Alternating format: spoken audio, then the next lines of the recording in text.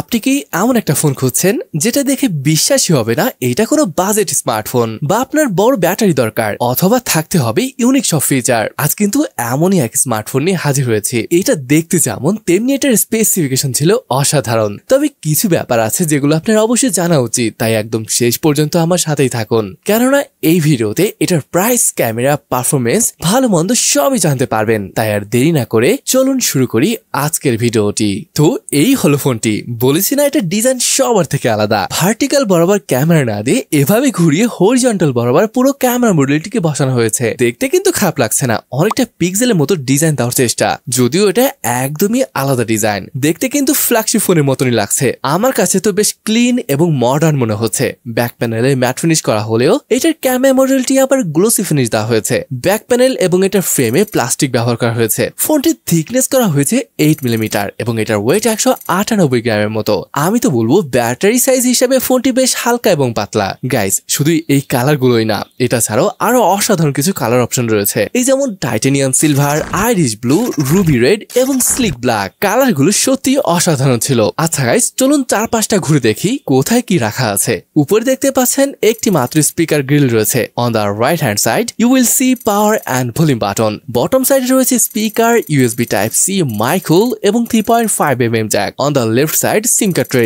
এখানে যে সিম কার্ড ট্রেটি রয়েছে এটাতে ডুয়েল ন্যানো সিম এবং একটা এসডি কার্ড ব্যবহার করতে পারবেন। আরো একটা ভালো ব্যাপার আছে, এই স্মার্টফোনটিতে IP64 এর সাপোর্ট রয়েছে, যেটা মোটামুটি পানির ছেটা ফোটা থেকে আপনার ফোনকে বাঁচাবে। শুধু ডিজাইনের কথা এখানে শেষ হচ্ছে না, এখানে রয়েছে চমৎকার একটা 6.67 ইঞ্চের IPS LCD display. Refresh rate থাকবে 120 হার্জের, যার ফলে IPS হলেও পাচ্ছেন স্মুথ টাচ এবং অ্যানিমেশনের সুবিধা। আর যদি এটার ব্রাইটনেসের কথা বলি, এখানে 700 নিট HB মোডের ব্রাইটনেস ব্যবহার করা হয়েছে, যেটা পর্যাপ্ত মনে না হলেও ডাইরেক্ট সানলাইটে মোটামুটি ব্যবহার করতে পারবেন। বাজেট ফোন হিসাবে কিন্তু এটা 3 বেজেল মোটামুটি ঠিক আছে বলা যায়। তবে এটার ডিসপ্লে রেজুলেশন HD+, যদিও এটা FHD+ হতো তাহলে আরো ভালো হতো। আর হ্যাঁ, ডিসপ্লেটির টাচ স্যাম্পলিং রেট 240 হার্জের। চলুন এবার এটার স্পেসিফিকেশনের কথা বলি। এখানে ব্যবহার করা হয়েছে ইউনি SoC T7250 প্রসেসর। মাত্র দুইটা ভ্যারিয়েন্টে ফোনটি পাওয়া যাবে, 4GB 128GB এবং 8 128GB।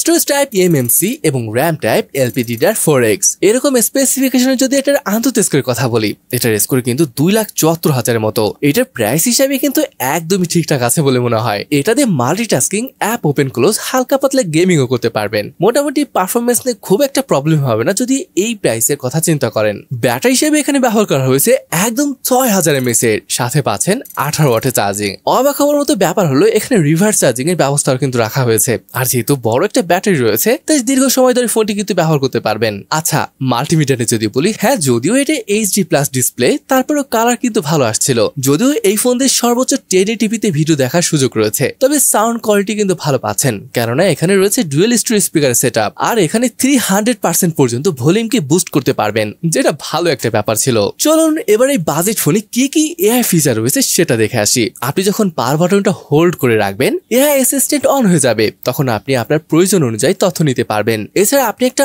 আর্টিকেল পড়ছেন, সেটা আপনাকে ইমিডিয়েটলি সামারাইজ করে দেবে। এছাড়া আপনি চাইলে আপনার ম্যাথ সলভ করতে পারবেন এই AI ব্যবহার করে। এসব কিন্তু শুনেও ভালো লাগে। আর হ্যাঁ, এখানে ডাইনামিক বারও রয়েছে। এছাড়া ইনস্ট্যান্ট আপনার ডকুমেন্ট অন্য ডিভাইসে ট্রান্সফার করতে পারবেন এভাবে। এখানে আই ব্লাস্টার NFC এর সাপোর্টও রয়েছে, তবে এটা মাথায় রাখবেন এটা কিন্তু 4G ফোন। এসব স্পেসিফিকেশন দেখে মনে হচ্ছে মিড রেঞ্জ ফোনে যে ধরনের স্পেসিফিকেশন থাকে তার প্রায় সবই এখানে থাকছে। যাই হোক, এখানে যে বায়োমেট্রিক সেন্সর রয়েছে এটা কিন্তু সাইড মাউন্টেড, এটা ভালোভাবে কাজ করে। সফটওয়্যার নিয়ে বললে থাকবে Exynos 15 base on Android 15। Guys, এখন পর্যন্ত এই ফোনের দুই একটা বিষয় ছাড়া প্রায় সব বিষয় কিন্তু ভালো লাগার মতো ছিল। তাহলে এবার চলুন দেখে আসি এটার ক্যামেরা পারফরমেন্স কেমন। ক্যামেরা ফিচার নিয়ে যদি বলি, এখানে কিন্তু ফ্রন্ট ফেসিং ফ্ল্যাশ লাইট রয়েছে, যেটা রাতে সেলফি তোলার জন্য খুবই কাজের। এছাড়া আপনি চাইলে কিন্তু এটার ব্রাইটনেস কে অ্যাডজাস্ট করতে পারবেন। এটা আরেকটা ব্যাপার বেশ ভালো লেগেছে, এখানে আপনি ডুয়েল ভিডিও নামের অপশন পাবেন, যেটা আসলে ফ্রন্ট এবং ব্যাক উভয় সাইড দিয়ে ভিডিও করার সুযোগ দেবে একই সাথে। আর ভিডিওগ্রাফি নিয়ে বললে ফ্রন্ট এবং ব্যাক উভয় সাইড দিয়ে কিন্তু 2K 30 fps এ শুট করতে পারবেন।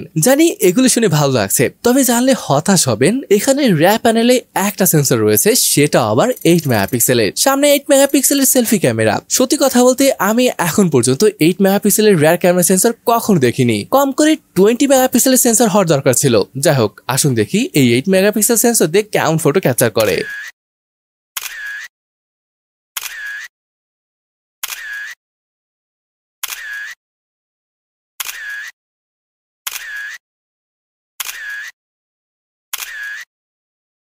ফোনটি যদিও এখনো দেশে আসেনি, তবে এটার দাম আনুমানিক 14 থেকে 15,000 মধ্যে পড়তে পারে। এই প্রাইসে আমার কাছে প্রায় সবই ভালো লেগেছে। দেখুন এমন চমৎকার ডিজাইন কে দেবে, তাছাড়া কত বড় ব্যাটারি, এছাড়া এআই ফিচার তো দেখলেনি। যদিও এর ক্যামেরা সেটআপ নিয়ে অত বেশি খুশি হতে পারিনি, তবে কথা হলো ফোনটি আপনার কাছে কেমন লাগলো তা কমেন্ট করে জানাতে পারেন। তাহলে আজকের ভিডিওটি এখানে শেষ করছি, দেখা হবে পরের ভিডিওতে। ততক্ষণ পর্যন্ত ভালো থাকুন, সুস্থ থাকুন, আল্লাহ হাফেজ।